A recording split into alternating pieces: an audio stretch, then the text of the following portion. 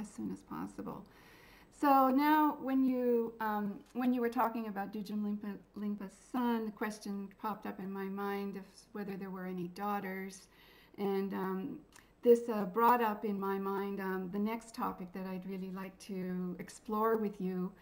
You know, one of my main goals in life, through my organization, Jnanasukha, and everyone that I'm connected with, is to bring forth the female Buddhas, the wisdom and the power, the compassion, the skillful means of the female Buddhas. So I do know that the principle of the enlightened feminine you already mentioned in Dudjom Lingpa's childhood, the presence of Vajravarahi. And since he had 8 sons, I imagine he had some consorts for those sons. There are some mothers there somewhere. So what could you tell us about the role of the enlightened feminine in Dudjom Lingpa's life? I mean, I'm sure there are several ways that you could talk about that. This is a very big part of Dudjom Lingpa's life, and I'm so happy to be doing this interview at this point, because when I originally wrote an introduction to the autobiographies, I really wanted to help create a little more structure to help guide people through the books, because they're primarily visionary. Dudjom Lingpa just doesn't really dwell on what we would consider reality. He doesn't spend a lot of time talking about the people in his life, and that includes teachers, students, parents, consorts, and his children. So basically everyone. And when I originally wrote the introduction, I wrote a much longer section on this exact topic that I've been really happy to go back and revisit. And this includes the role of visionary dakinis as being the conductors of his visions. It includes his consorts in terms of being the mothers of these very extraordinary children, and in terms of being essential to his work as a treasure revealer. And the role of consorts in terms of the alchemy of union, and the way that in Tibetan Buddhism, particularly for these very high lamas, particularly if they're treasure revealers, very little can be accomplished if there isn't this merger of Tab and Sherab, of Pranya Upaya, or skillful means, and sublime insight and wisdom. And that comes through the very special consort connection that is very particular to Vajrayana Buddhism. So to begin, the very beginning of the book, we meet Geshe Tsogyal, whose pleading with Guru Rinpoche resulted in Dudjom Lingpa appearing on the planet, the time that was important in that generation, in our generation. And it goes on from there. Practically every visionary episode that Dudjom Lingpa embarks upon is initiated and led by dakinis. And dakini is the Sanskrit word for the Tibetan word khandro, which means someone who moves in space, sky dancer. And there are lots of really lovely translations, and I prefer to interpret it as someone who, an entity that moves in the space of truth rather than languishing in duality. And it's these beings that literally take Dudjom Lingpa by the hand and lead him to Pure Lands, to meet deities, and in some cases to meet demonic foes that he has to defeat either in visions or in real life. And they take him there. They very often explain to him where they are, what is the purpose of being here, how will this affect you, how will this affect your lineage, and then they lead him away. And you see a relationship develop where he's both dependent upon them, has affection for them, and at certain points when he goes astray in his view, or he takes something as tangible or dualistic, it's the dakinis who tease him into recognizing the truth of the nature of reality. And so they served as guidance through life, but also as gurus, kind of, like. Very much so. Yeah, so interesting, yeah. Wonderful. So without the dakinis, Dudjom Lingpa wouldn't have been able to achieve essentially his life's work, because the majority of his experiences, including the visions with over a dozen deities that resulted in his very wonderful book, Buddhahood, that's been translated as Buddhahood Without Meditation, were these visions. And the Dakinis, who these female wisdom beings completely took care of him throughout all of these journeys, his entire life, not just as a child. So he had really good luck on the visionary level. Right. With the enlightened, the principle of the enlightened feminine, or the Dakinis, it seems extraordinary good fortune there. So, but on the earthly level, how was it for him finding the prophesied or destined consorts, either to, have his children or to reveal the treasures? How did that unfold? It didn't unfold in a timely manner as much as it possibly should have. And we see evidence of this when he's 25. He's gone, he's revealed his earth treasure, he's left the site, and then a Dakini comes to him and says, essentially, good job, but you only got half of what you could have gotten because you didn't have a consort and you didn't have a custodian for your doctrine. And this, he's already heard about consorts. He will continue to hear about who his consorts should be. 2 years before, when he's left to go to Golok, where he remained and where his treasures were revealed, he meets a bridal party going up a mountain pass. And the night before, he was told by a Dakini, tomorrow look for auspicious signs and pay attention to them. So when he meets this bridal party, the bridal party dismounts, and this is not a vision, this is actually in real life, and they invite him to share some alcohol with him, sort of in celebration, and then he later realizes that this is a sign that he needs to have a consort and have a family, which is the norm for treasure revealers. Yet, even now, 2 years later, he's revealed his earth treasure and he still doesn't have a consort or the proper consort.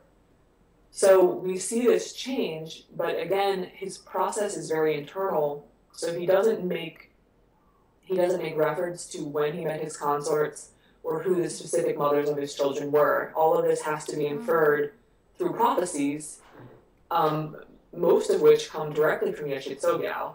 And even though Yeshe Tsogyal is telling him, these are the mothers of your children, these are the women that you need to be with who are going to help you achieve your life's goals, and they're not ordinary women. There are very specific references to his consorts, and they're called goddesses, they're called, wealth protectresses. So these aren't, sort of ordinary women in any way, and yet he doesn't really follow up with who they are, how he met them. One specific example is the mother of his first child, Dudjom, and who was born when he was 31 years old.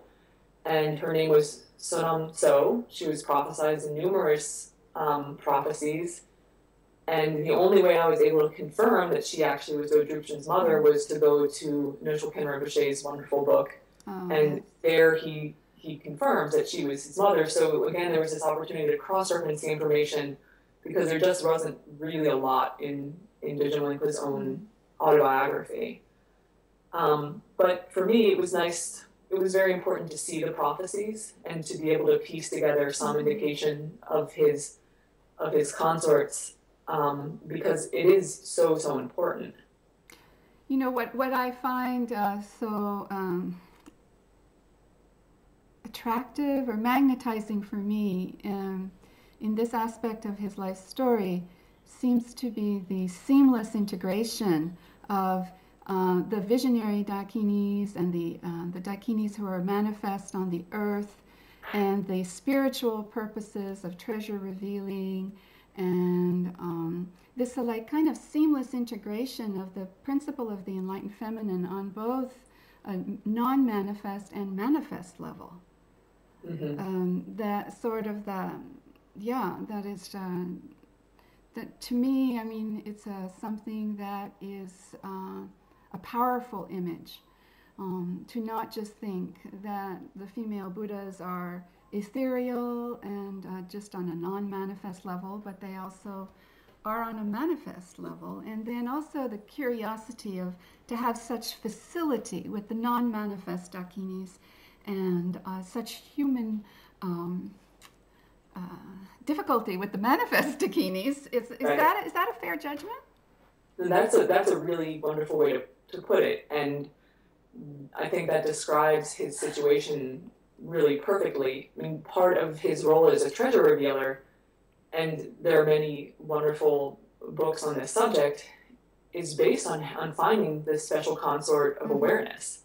And Dudjom III, who was also his first son, he refers to the consort as the key to accomplishment.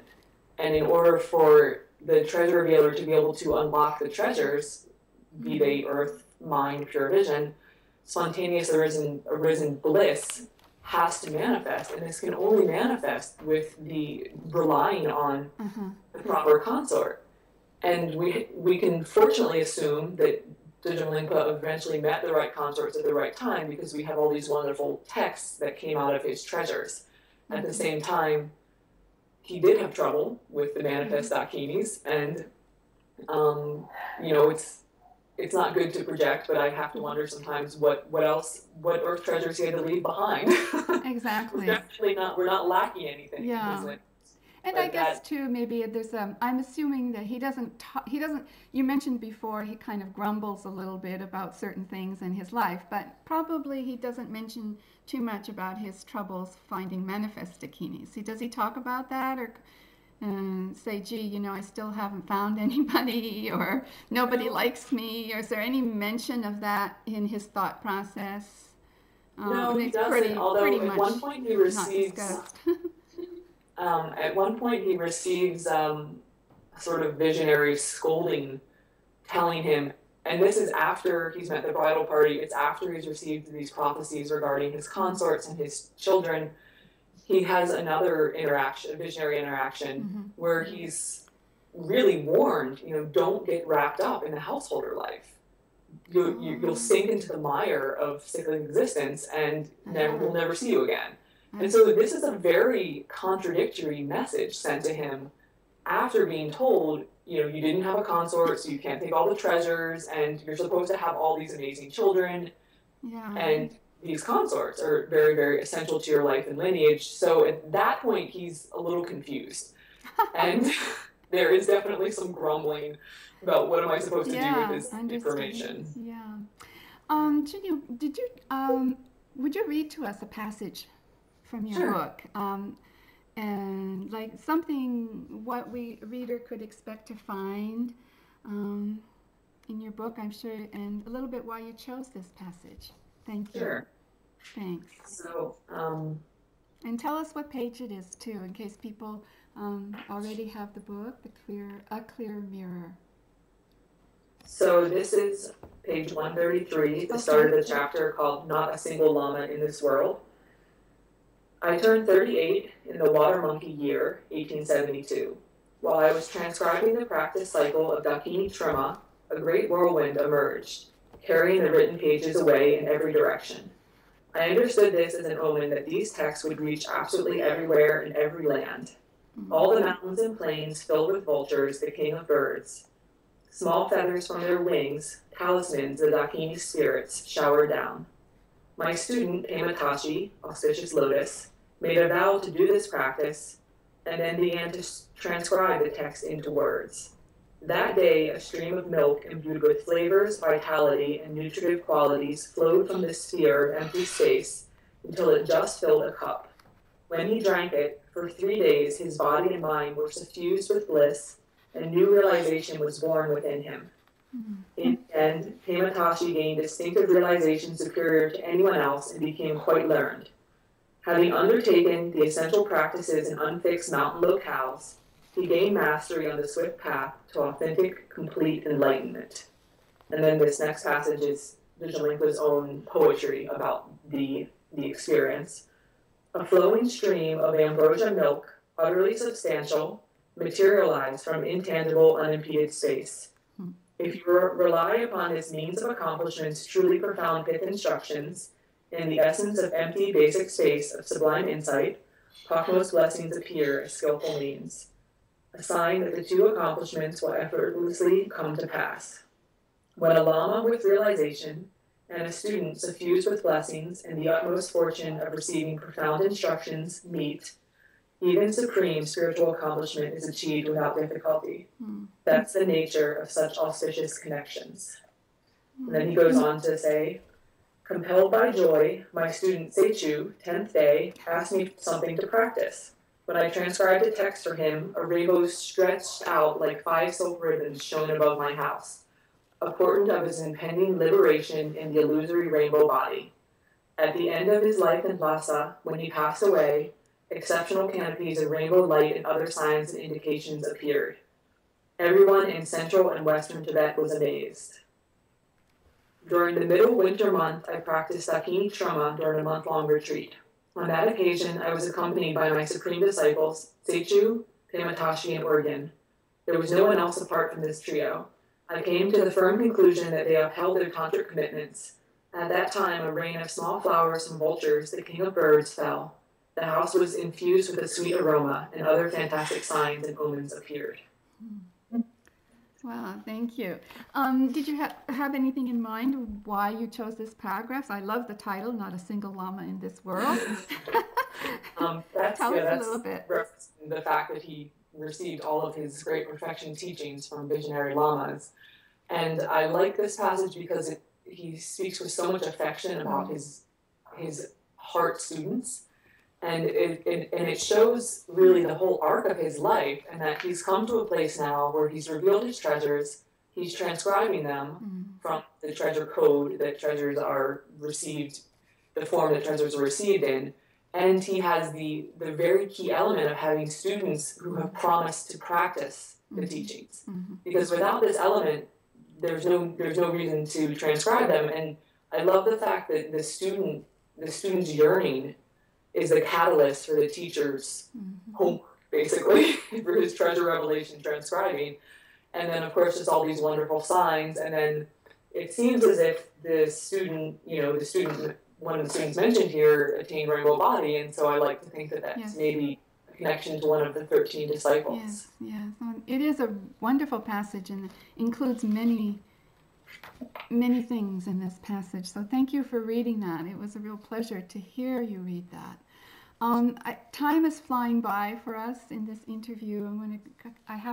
We have to come to a conclusion, but I'd like to come back to you and your experience in doing this translation of Dudjom Lingpa's biography. What effects or impacts, anything on your personal life, do you think have come to pass due to this work,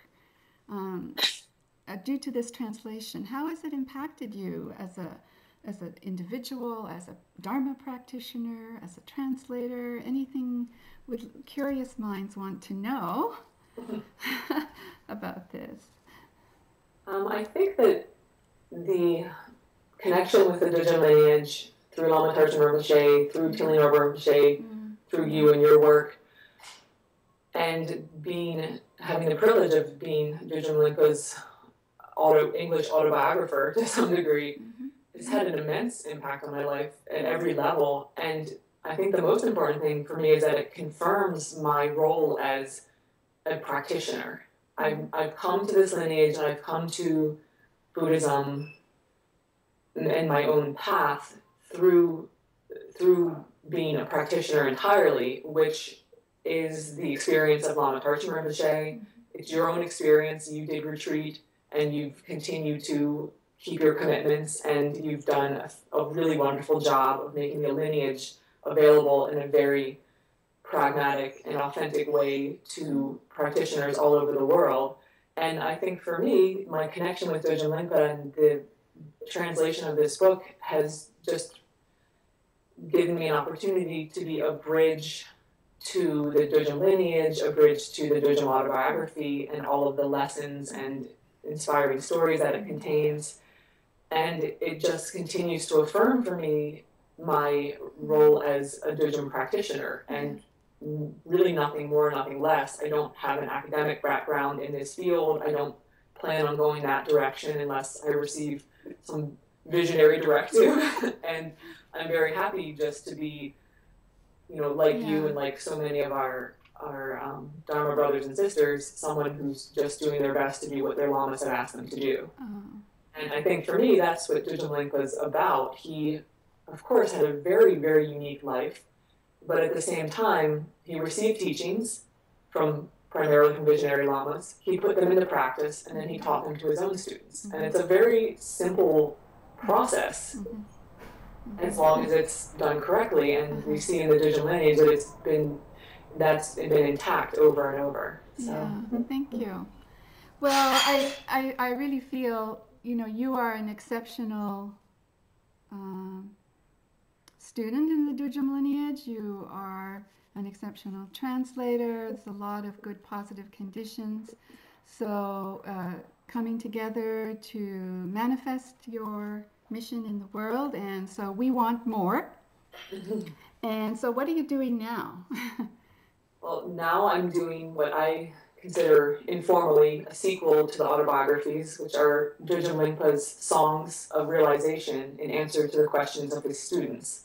So it's close to 150 songs of varying lengths, varying subjects, that are replies to unspoken questions by his students. And for the most part, he mentions who those students were, and we don't know exactly what they requested, but it can be inferred from the songs. The songs range from everything from meditating on death and impermanence to the highest level of Trekchö teachings. And this is a really wonderful book. I'm very, very happy to be working on it. I'm working on it because Yangtze Dudjom Rinpoche, who lived with Chopta Rinpoche for a very long time and is currently moving between Nepal and Tibet, and is Dudjom Rinpoche's reincarnation, asked me to do this. So I'm very happy to be fulfilling my Lama's wishes again, and I think it's going to be incredibly helpful to practitioners at all levels.